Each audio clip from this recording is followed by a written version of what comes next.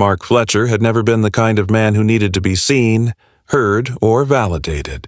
For over 60 years he lived by a creed so ingrained it might as well have been etched into his bones. Do the work, own your ground, and don't let anyone tell you what's yours. It wasn't a philosophy he'd learned from books or TV preachers. It came from growing up on a patch of land that gave more than it took, a place that asked for your sweat and patience in exchange for peace and permanence. His property, nestled in the pine-covered foothills of Idaho, had belonged to the Fletchers for 3 generations, passed down through muddy boots, calloused hands, and quiet determination. It wasn't large by any modern standard, but it was dense with memory, thick, rooted memory. There was the old greenhouse his grandfather built by hand with salvaged glass windows from a burnt-down school. The sloped tool shed leaning just enough to remind Mark it was still surviving, even if stubbornly. And the trail. His trail, cut through the land like a vein, meandering down to a spring that trickled year-round, even when the snow locked the mountains like a vault. That trail wasn't just a path. It was a lifeline to something honest and untouched. Mark had maintained it with care that bordered on reverence. Each season, he walked it with clippers and shears, trimming overgrowth, clearing branches, tamping loose gravel, rerouting runoff when spring floods threatened its curves. His dog, Jasper, had been buried along its edge under a smooth slate stone, and his father's initials were still faintly visible on the carved oak post at the trailhead. That kind of history didn't ask permission to matter. It simply did. The land wasn't fenced with pride or barbed with defiance. It was marked with effort, with a man's consistent attention to what he owned and honored. So, when Mark returned from a 2-day trip into town to find that someone had erected a steel-barred fence across his trail, complete with chain lock, a fresh concrete base, and a sign that read, "No Entry, Ecological Preservation Initiative in progress" in big printed letters, he didn't get angry. Not immediately. He stared at it for a long time, standing still, his pickup door still ajar, the engine ticking as it cooled. The late sun threw shadows across the fence's bars, and for a second, it almost looked like a cage. A man could mistake the moment for a dream, or maybe a mistake. He walked up to it, knelt at the base, and pressed his hand against the concrete, still soft in the center. Poured recently. The air still carried the tang of wet cement. Mark stepped back, hand on his hip, and looked around. There was no work crew.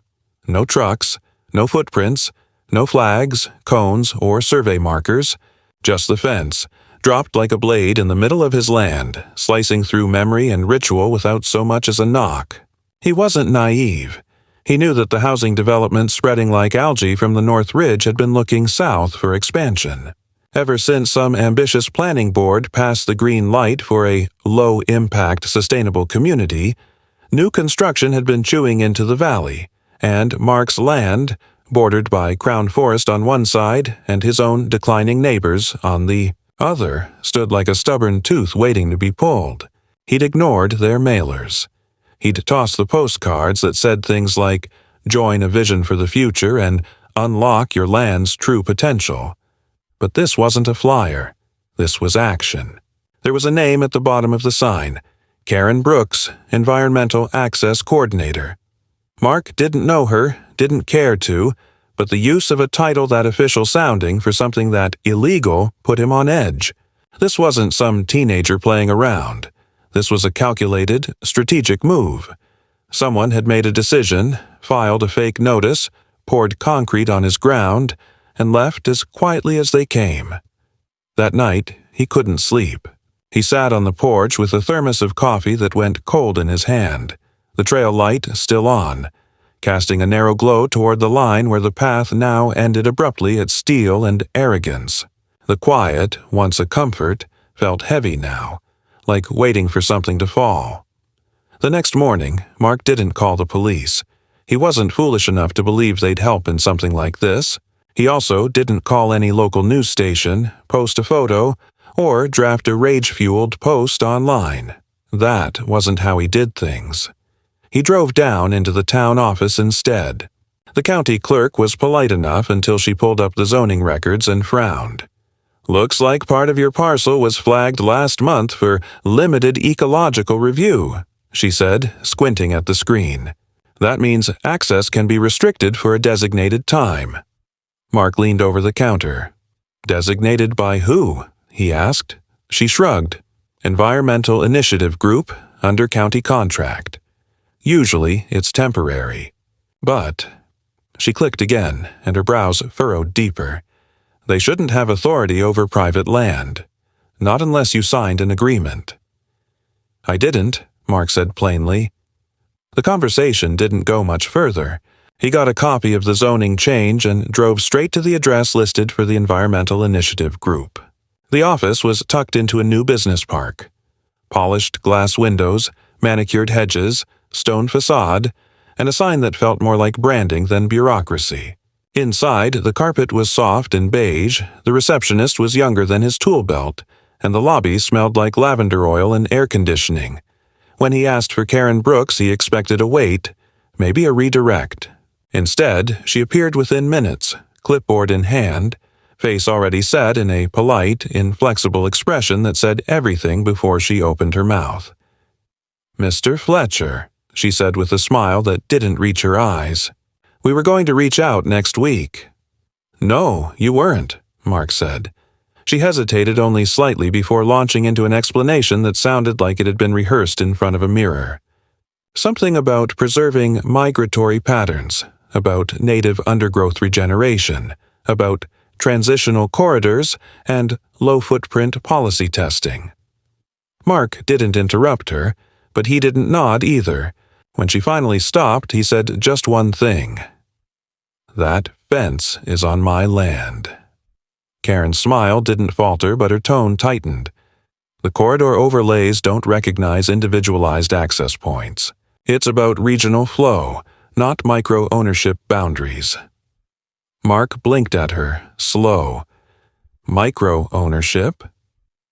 Karen folded her arms gently over the clipboard. "It'll all be sorted soon. The council just needs your cooperation for the time being. If you have concerns, I suggest you submit them in writing." He left without another word. On the way home, he pulled off to the side of the road, parked under a crooked juniper, and sat for 15 minutes, staring out the windshield. He wasn't sure what frustrated him more, the violation or the ease with which it was brushed off. His land wasn't a theory. It wasn't a corridor or a pilot zone or whatever the hell people like Karen liked to call it when they didn't want to say someone else's property. It was real, and it was his.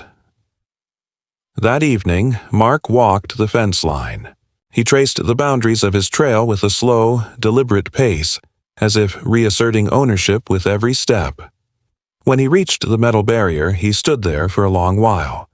Then he turned around and walked back to the shed. He opened a drawer, pulled out a thick envelope labeled Deeds and Easements, and sat at his workbench.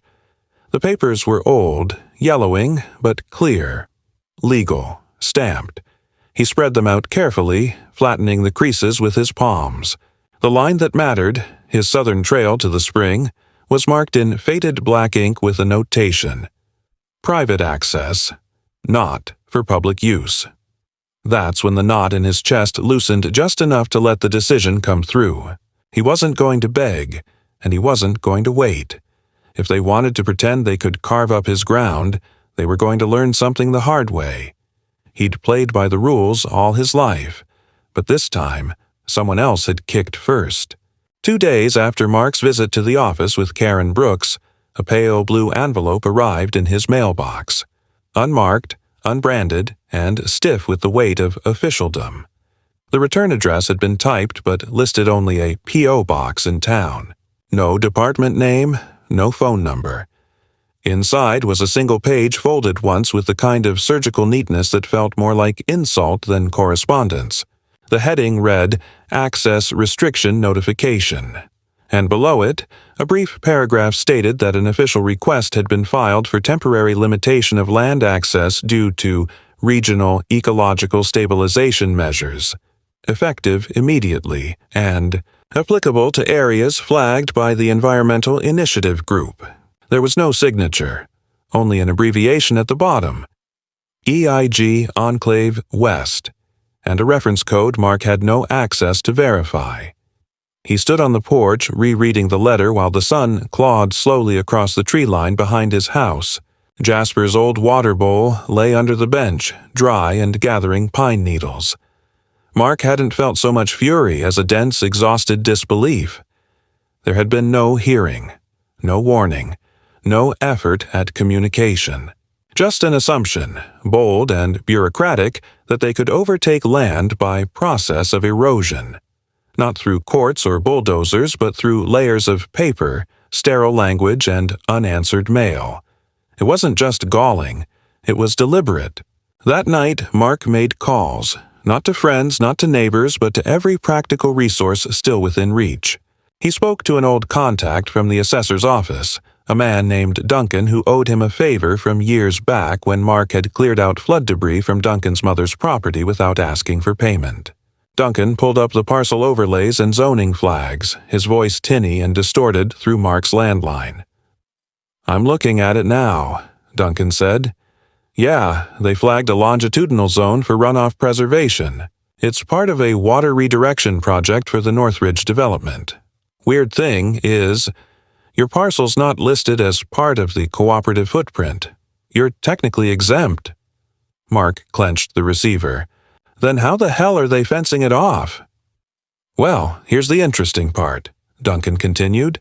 "Looks like they filed a temporary overlay permit under Municipal Consolidation Clause. You weren't notified because, get this, it was filed as a non-contested easement extension, which by default doesn't require adjacent owner approval unless someone formally objects within 10 days of publication. Problem is, they buried the notice in the classified section of the county paper." Mark leaned back in his chair, rubbing his temple. "So they ran a ghost notice where no one would see it, waited out the clock, and now they think they own the path." "Pretty much. It's legal, in the dirtiest kind of way. Can you get me a copy of that permit?" "I can do better. I'll email you the scan and the timestamp. But you're gonna need someone who speaks legal." That night, Mark sat at his kitchen table with a cup of oversteeped tea and opened his old manila folder labeled Legal. It was mostly insurance papers, water rights renewals, and the purchase deed. From 1974, with his father's name still listed under primary ownership. He had no lawyer on retainer. He had no reason to, until now. A quick search on his old laptop led him to a small-town law firm 2 counties over with a focus on land use disputes. He left a voicemail. The next morning, a woman named Charlotte Cross called him back. Her voice was calm, but sharp. She'd seen this before. Maybe not the same group, not the same method, but the same playbook. They hit rural owners with vague regulatory tools until people fold, she said. It's cheap, efficient, and hard to trace, but it's not unstoppable. You still have recourse. Within 3 hours, Charlotte had forwarded him a template for a cease and desist letter, customized with property line data and notations from the land registry. Mark printed it, signed it, and drove to town to hand-deliver it to the EIG office. The receptionist refused to accept physical documents. "We don't handle drop-offs. Please send all concerns to our digital portal," she said, smiling vacantly like someone who had long since stopped hearing what anyone actually said. Mark didn't argue. He left, but not before slipping the envelope beneath the glass door to Karen Brooks' office, just beyond view of the camera that blinked every few seconds above the hallway ceiling. 3 days passed. The fence stayed. Then came the second notice, this time posted directly onto the fence in a laminated sleeve, bolted into the frame. It was longer than the first, filled with dense regulatory language and veiled threats. Mark read it slowly. Midway through the second paragraph, one line chilled him more than anything else so far. Continued physical interference with approved stabilization infrastructure will be construed as obstruction of environmental compliance and may be met with municipal penalties and trespass proceedings. Trespass. on his own land. That night it rained hard, the kind of vertical punishing storm that punched through roof lines and drowned the treetops. Mark stood in the shed doorway watching the water flow down the trail. His trail, only now diverted by the concrete post foundations that choked its original route. The runoff was spilling sideways into the wildflower patch he'd restored over the last year, washing away root beds, leaving exposed mud and flattened stalks. The water used to run cleanly to the spring. Now it was redirected toward the new ridge, toward them. By morning, the rain had slowed to a trickle, and Mark, soaked to the knees and covered in grit, had already removed one of the camera poles that had been quietly installed 50 feet up the trail. He hadn't seen it until he noticed the red light blink between the trees. It was mounted to a young birch, encased in weatherproof glass, and tethered by underground cable to a hub box that had been discreetly buried beneath what used to be a cluster of native ferns. He didn't smash it. He didn't even cut the line. He dug the whole setup out of the ground with a spade and set it on the hood of his truck like a stolen trophy. He called Charlotte again and told her what he'd found. She paused a long time before replying. "They're building evidence," she said finally. "They want to establish behavioral precedent, show you being uncooperative or destructive. That helps them when they push for full easement conversion later. It's a play to make you look like a problem. So what do I do? Document everything, dates, photos, locations, but don't retaliate. Not yet. If you act now, you give them ammo." "I've been acting by standing still," Mark muttered, "and they're still advancing." There was no comfort in her silence. The next morning, the camera hub was gone. Someone had retrieved it in the night. But in its place, planted into the muddy earth with surgical precision, was a small green flag with reflective tape, a survey marker. That was the shift. That was the sign this was no longer a matter of polite theft or regulatory trickery. Someone was preparing to build, preparing to lay something under the soil. The path wasn't just being closed, it was being claimed, prepared, and prepped. For what? Mark didn't know. But the look of it, the tempo of it, these weren't casual environmentalists. These were operators. It wasn't about ecology, it was about taking. And now, Mark was out of time. Mark's boots sank slightly into the softened earth as he made his way down the outer edge of the fence line, keeping just far enough from the posts to avoid drawing too much attention. If they were still watching, and he had every reason to believe they were. The mud sucked at his steps like it didn't want to let go. He carried a small notebook in the back pocket of his jeans, and every 50 paces he stopped, took it out, jotted something down. Measurements, soil shifts, changes in water flow. Not because he planned on writing a report, but because something about recording it made the incursion feel less like helplessness and more like planning. The trail was no longer his to walk freely, but he could still watch it. And sometimes, watching was its own form of resistance. That morning, he had received another envelope, this time from the county planning office. It stated that a public hearing had been scheduled to discuss a revision to protected access zones along the Ridgeline corridor, which now, according to the map attached, included the exact stretch of trail on Mark's property. The hearing would be conducted remotely, through a platform Mark had never used, and required registration no later than 48 hours prior. The paper was dated 4 days earlier. The registration deadline had passed.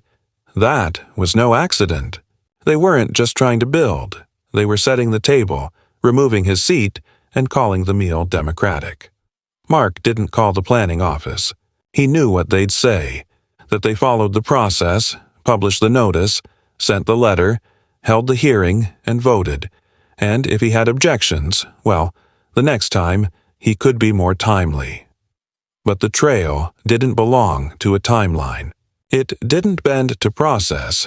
It was real ground, lived in, cared for, and now it was being legislated away in slow-motion theft, signed in cursive and carried out in silence. What bothered him most wasn't even the boldness of it. It was the calculation. He knew they were testing him, testing the boundaries of what he'd accept.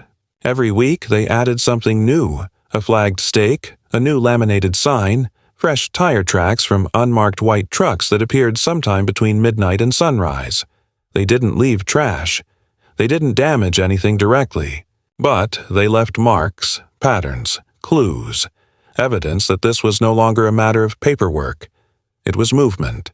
Controlled, precise movement. One morning, as he approached the northern edge of the trail, just beyond the cedar line, he found a pair of heavy rubber mats laid out on the moss. Not randomly, deliberately, as if someone was protecting the ground from compression.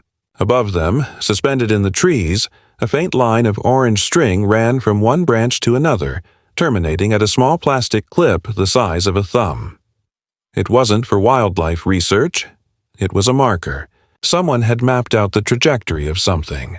Perhaps a pipe, perhaps a trench. The mats weren't construction prep. They were the footprint of machinery trying not to leave evidence. Mark didn't remove them. Not yet. He took photos. He wrote down the coordinates. That night he drove into town again and met Charlotte at her office, this time in person. She was younger than he'd expected, dressed simply but sharply, and she didn't waste words. She flipped through the photos with a grim line across her mouth, nodding slowly. "You're being encroached," she said. Quietly, but definitely. And this isn't just land development anymore. This is infrastructure-level activity. "What kind?" Mark asked, though he wasn't sure he wanted the answer. "Fiber, water management, energy routing, maybe all three. It's speculative until they file officially. But the markers, those clips, the mats, the stake colors, they're not for passive use. Someone is preparing to build something that runs under the land. Once it's there, they'll argue they can't move it, and the easement becomes permanent by necessity. That's the end game." He sat back, breathing slowly through his nose. Charlotte leaned forward. "I can file a formal injunction request, but they're going to fight it, and they're faster than the courts. If we want leverage, we need exposure, visual evidence, expert verification, something more than your word and mine." Mark stared at her for a moment. "I might know someone." That night he drove to the edge of the county line where the hills gave way to flat dry basin and the sky went black by 9 p.m. He parked outside a low-roofed house with too many antennas and knocked once. The man who opened the door didn't ask questions. He didn't need to. Joel Mendez had flown recon drones for wildland fires until the agency folded his contract. Now he worked freelance, mapping erosion zones for insurance companies. Mark explained the basics: surveillance, mapping, trespass, but left out the deeper suspicions. Joel nodded, his mouth pressed into a thoughtful line. "Thermal or standard?" he asked. "Both," Mark said. They flew the next night, Joel operating from the bed of his truck, Mark watching from the slope below. The drone buzzed quietly, invisible once it cleared the tree line. Its camera streamed to Joel's tablet in sharp gray and green tones, revealing lines that weren't supposed to be there. Heat signatures from shallow-buried cabling, energy diffusers, small metallic reflectors embedded just beneath the surface near the spring source. And near the steel fence, a new piece of hardware, a small black box wired directly into the soil, with what looked like a solar array angled toward the clearing. A relay hub. Joel zoomed in. That's network equipment, low voltage, usually part of mesh communication systems. Which means they're not just building here, they're talking to something bigger. By dawn, Mark had a folder full of screen captures, date-stamped and geo-tagged. He sent it to Charlotte, who called within the hour. "This is enough to halt them. For now." "For how long?" "That depends on how much they're willing to risk." The following day, Mark received a visit, not from a neighbor, not from a lawyer, but from a man in a gray sport coat driving a company-branded SUV that parked itself just off his gravel road without permission. He stepped out like he owned the world and introduced himself as Tyler Grant, liaison manager for Ridgelink Resource Partners. Mark didn't shake his hand. Tyler smiled, unfazed, and launched into his pitch. We're really hoping to integrate the trail into a broader community access model. We understand there's been some miscommunication, but we believe there's room for alignment. Cooperation. Mark stared at him. Of course, Tyler continued. We're happy to offer financial incentive, even co-listing rights on the eventual utility revenue share. You wouldn't need to do anything, just agree to let us finalize the access. What's the build? Mark asked. Tyler blinked, calculating. Preliminary infrastructure grid, fiber and resource control. Nothing intrusive. Then why didn't you ask? Tyler smiled thinly. Because when things need to move fast, process follows performance. I'm here to offer resolution. Mark nodded slowly. Then he turned, walked to the side of the shed, and came back with a manila envelope. Inside were the drone photos, the trail survey from 1982, and the original land deed with the trail marked in thick black ink. He handed it over. Tyler took it, opened the envelope, glanced through, and let the silence stretch. You understand, Mr. Fletcher, that we can pursue this through eminent domain if necessary. Mark's voice was even. Then do it. Let's see how that goes. Tyler gave a stiff nod, returned to his vehicle, and drove away. But that night, Mark found the gates to his trail chained again, this time with a thicker lock and an added sign, Authorized access only. Surveillance enforced. They'd called his bluff. What they didn't understand was that Mark hadn't been bluffing. He'd been patient, and patience had just expired. The rain returned on a Thursday, just before dusk, dragging with it that chilled weight in the air that made Mark's bones ache before the first drop even hit the tin roof of his shed. He stood at the window for nearly an hour, unmoving, staring down the slope toward the trailhead where the new chain glinted like an insult under the edge of the motion light. For days now, the land had been too quiet. No more trucks, no more survey flags, no more strangers with clipboards or fake smiles. At first glance, it seemed like they had backed off. But Mark knew better. That kind of silence wasn't retreat. It was calculation. He'd seen it before, years ago, during the timber rights wars in neighboring counties. The strategy was always the same. Push, stall, observe, then push harder in a new direction once your opponent thought the fight was over. It was about psychological attrition, wearing you out, making you question what you were even resisting anymore. Paper, signs, phrases like ecological compliance, all of it engineered to bleed you out in slow, quiet doses. Mark didn't sleep that night. He sat at the table with the kitchen light off, only the faint blue glow of the modem in the corner flickering across the room. He kept rereading Charlotte's latest email, scrolling through the legal language, her caution, her frustration wrapped in professionalism. She had filed the injunction. It was now under review with the county land board, but they had 3 weeks to respond. 3 weeks was a lifetime for people with equipment, money, and access. They didn't need approval, they needed time, and Mark had just given it to them. That bitter irony stuck in his throat like dry bark. He could wait, follow protocol, do it the right way, or he could stop pretending any of this was fair. The next day, he drove to the municipal archives in person, not out of necessity but instinct.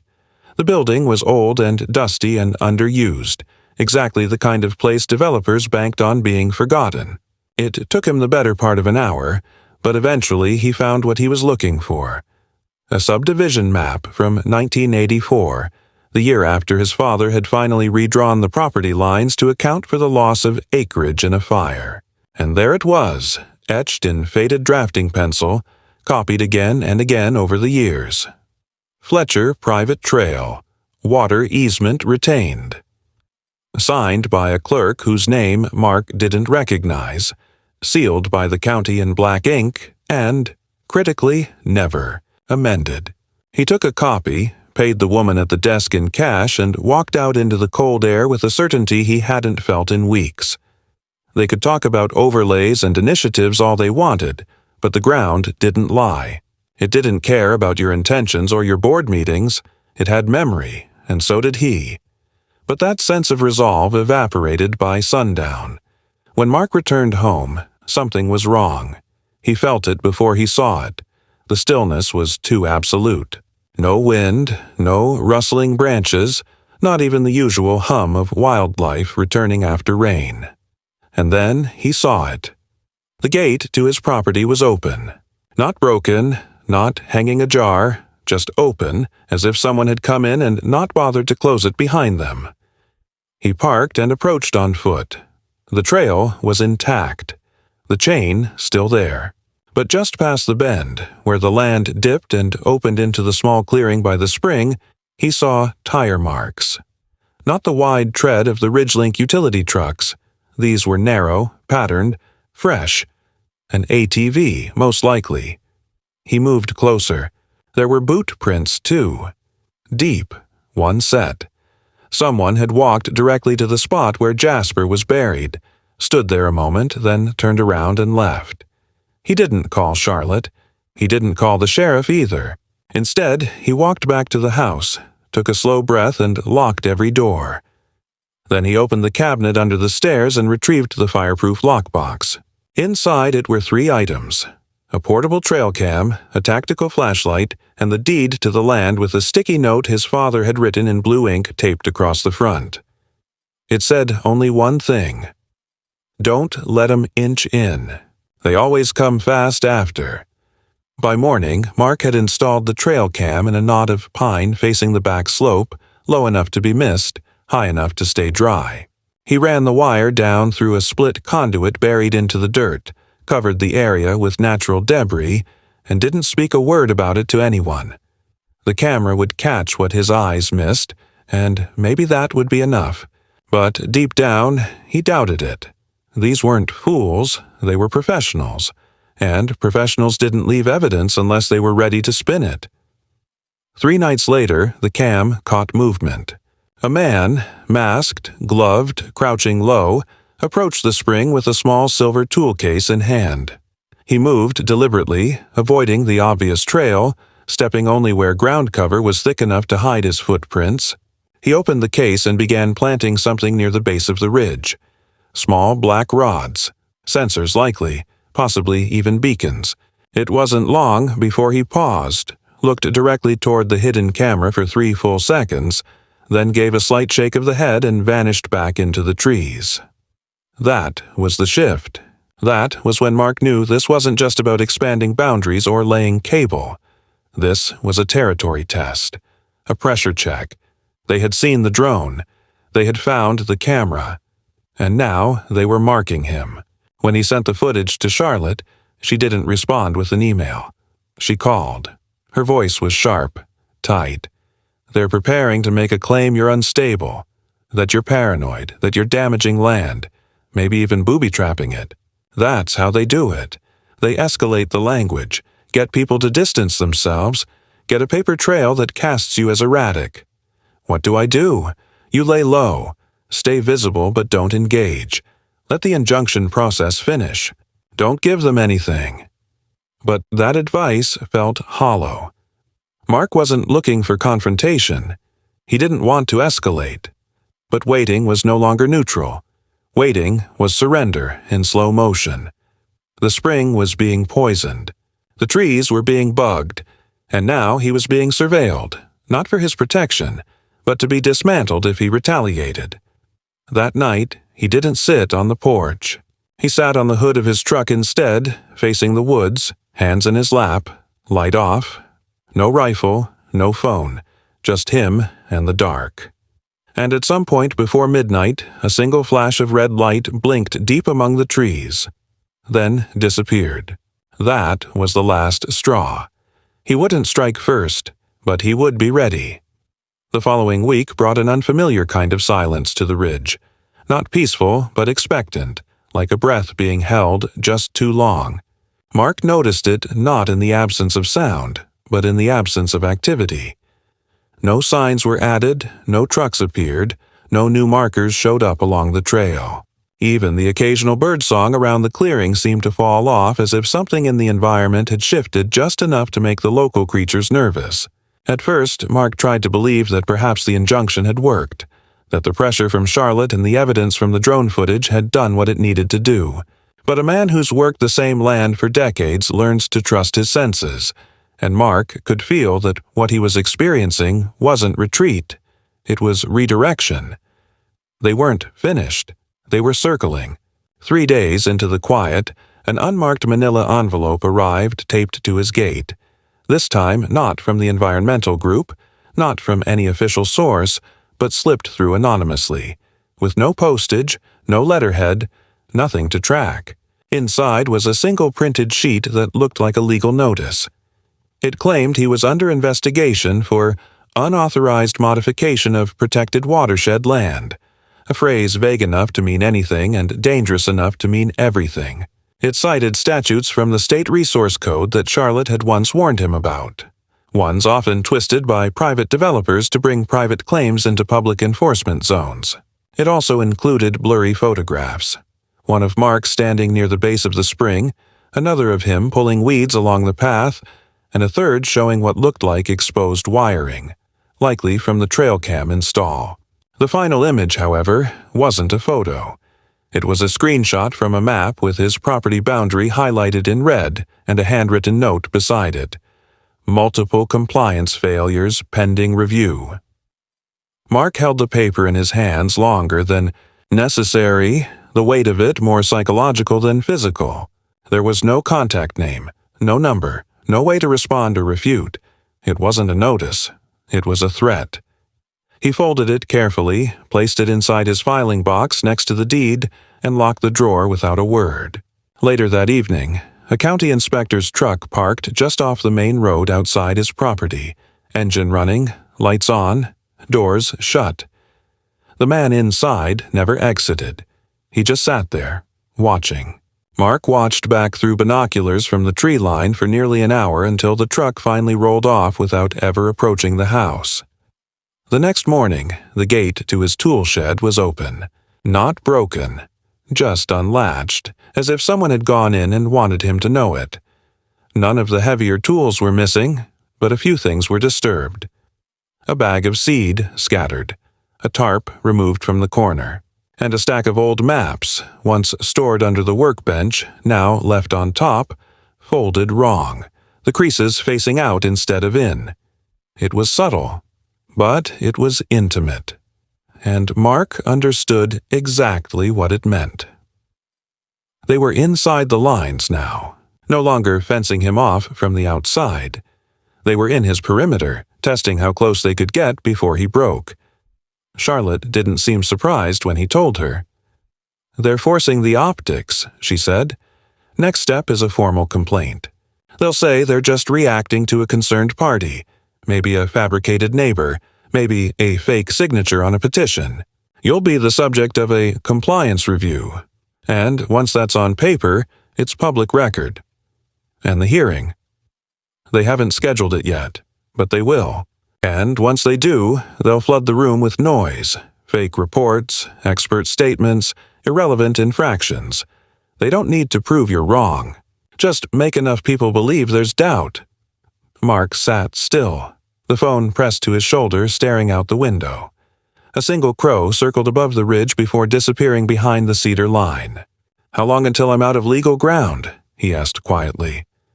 "You're not out," Charlotte said, "but the line's getting thinner. If you want to act, it's soon, before the complaints go active." He didn't answer. He didn't need to. The next day, he acted. It began simply. He retrieved every flag, every rod, every unauthorized marker on his land and boxed them. He removed the laminated signs, not in anger, but in sequence. Then, just before dawn, he drove the truck out to the southern boundary where the ridge met the gravel path. He parked, opened the tailgate, and laid each item out in the mud, cleanly, deliberately. The message was clear. Take your garbage back. That act alone wasn't illegal. It wasn't even provocative. But it was symbolic, and he knew they'd see it that way, and they did. Because that night, someone came back. This time, they didn't sneak. Around midnight, the sensor lights behind the house clicked on. Mark, already awake, stepped out with his flashlight and caught sight of two figures moving away from the far side of the trail. Fast, but not running. By the time he reached the spot, they were gone. What remained was worse than the act itself. A dead rabbit nailed to the base of the marker tree near Jasper's grave. On its back, carved into the fur with something sharp, were the words, "Keep your distance." He buried the animal, carefully without ceremony, and didn't speak a word of it the next day. But something in him, something old and heavy, shifted. He didn't feel fear. He felt focus. He drove into the next town over, not to his lawyer, not to the county board, but to a retired land surveyor named Ed Cray who ran a private consulting firm out of a two-room trailer behind a closed-down nursery. Ed was known for two things: absolute discretion and a meticulous eye for buried changes. Mark paid him cash. Ed didn't ask what the job was for. 2 days later, he returned with layered soil data, a magnetic anomaly scan of the ridge, and the kind of grimace that came from seeing too much. "You got cable runs under your spring," Ed said. "Fresh, less than 6 months. Whoever did it went in from the ridge side.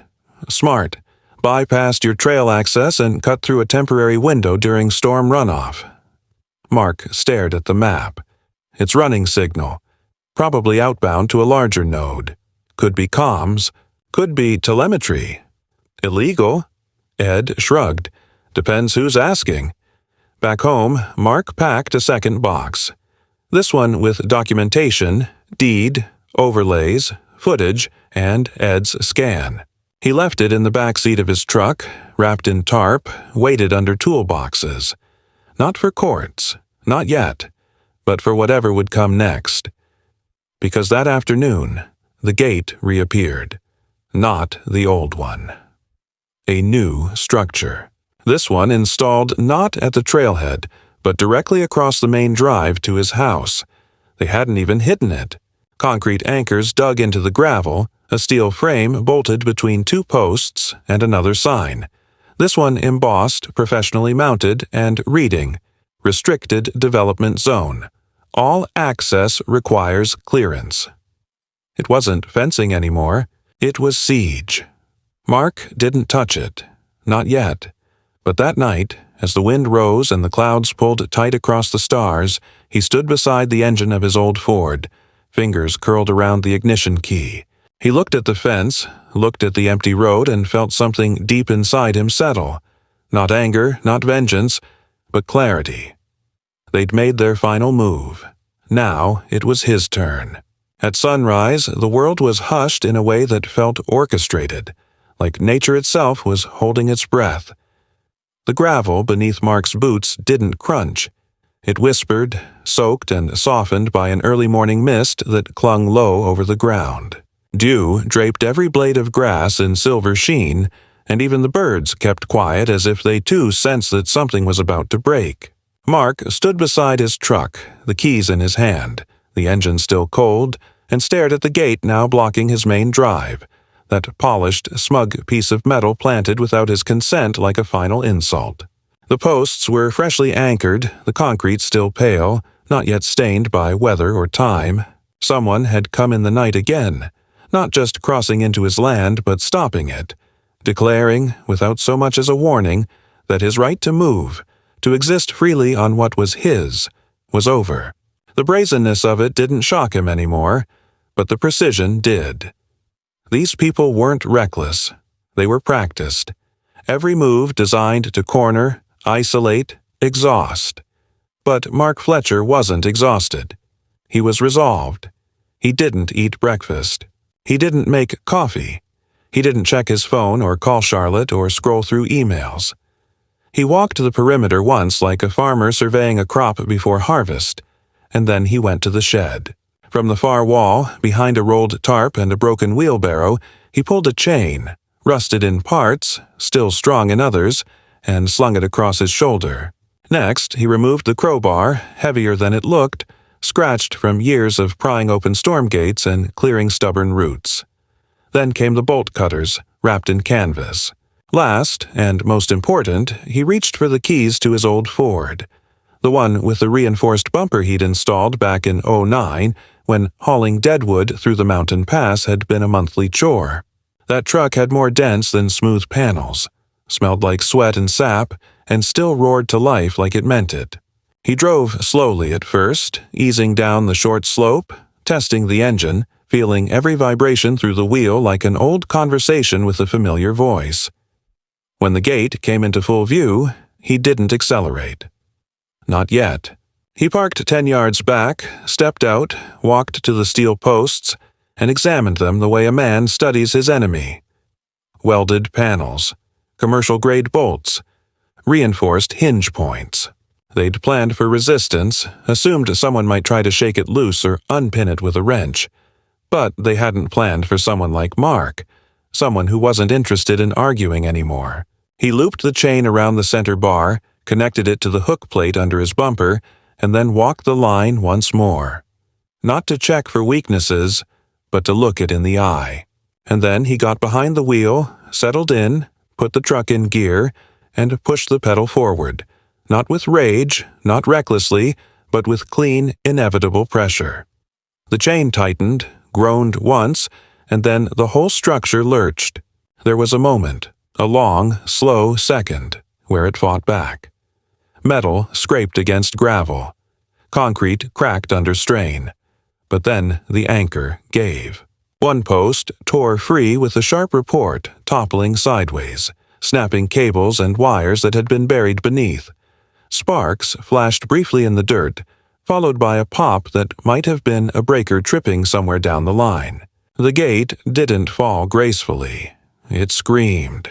Hinges twisted, steel buckled, the sign flung forward like a flailing limb. Mark didn't stop until it was fully down, chain slack, frame crushed beneath the weight of the truck. He stepped out, unhooked the line, and dragged the mangled remains into the bed. Then, without ceremony, he drove. He didn't stop at the edge of the ridge, didn't slow as he approached the pristine lawns of the developer's main office complex, the one with the reflective windows and artificial creek curving past the entrance. He pulled up onto the decorative gravel right to the front steps, parked, got out, and dumped the entire gate onto their manicured front lawn. Not in a pile, not as a symbol. He laid it out, piece by piece, deliberate, methodical.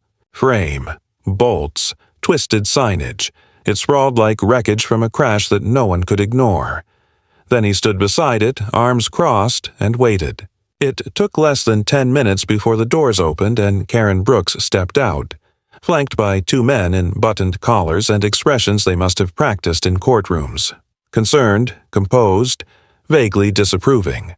Karen, as always, wore her superiority like a second skin. She stopped halfway down the path, arms folded, mouth tight. "What exactly do you think this accomplishes, Mr. Fletcher?" she asked, voice clipped as if rehearsed. Mark didn't answer at first. He walked to the truck, pulled out a yellow envelope, and dropped it at her feet. Inside were the drone images, Ed Cray's magnetic scans, the soil depth analysis, and a notarized letter from Charlotte demanding immediate injunction enforcement with appended time-stamped footage. It was not a threat. It was a dossier. Karen didn't move to pick it up.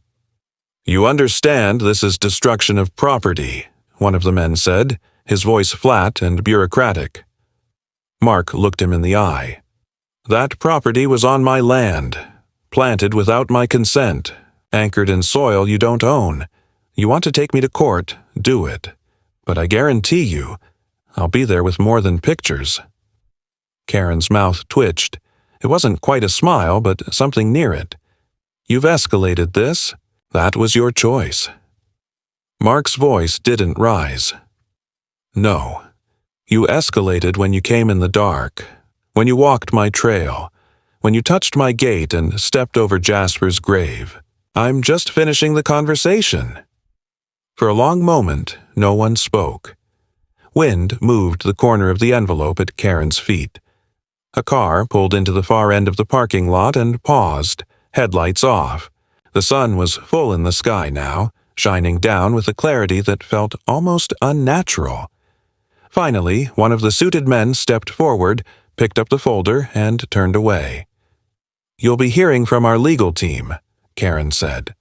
Mark nodded. "Looking forward to it." He got in the truck, turned around, slow and wide across the crushed gravel, and drove back up the hill. By the time he returned home, the county sheriff's deputy was waiting in a cruiser just outside the gate. No sirens, no lights, just parked and idle. Mark stepped out of his truck, walked over, and the deputy rolled down the window. "Afternoon, Mr. Fletcher." "Deputy." "We got a call. Allegation of property damage. Want to tell me what happened?"